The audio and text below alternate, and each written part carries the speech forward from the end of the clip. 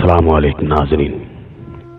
ایک دفعہ ایک عیسائی بادشاہ نے چند سوالات لکھ کر حضرت عمر رضی اللہ تعالی عنہ کے پاس بھیجے اور ان کے جوابات آسمانی کتابوں کی روح سے دینے کا مطالبہ کیا۔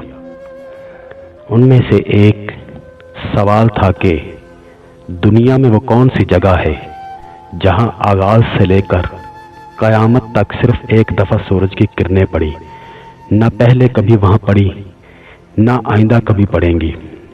حضرت عمر رضی اللہ تعالی عنہ نے حضرت عبداللہ بن عباس رضی اللہ تعالی عنہ کو فرمایا کہ ان سوالات کے جوابات لکھ دیں۔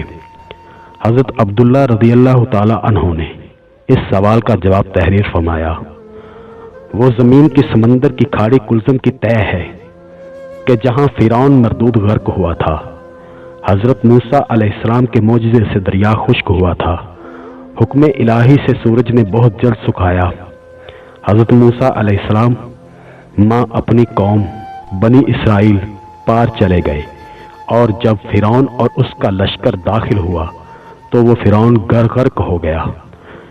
اس زمین پر سورج ایک دفعہ لگا، پھر قیامت تک کبھی نہیں لگے گا۔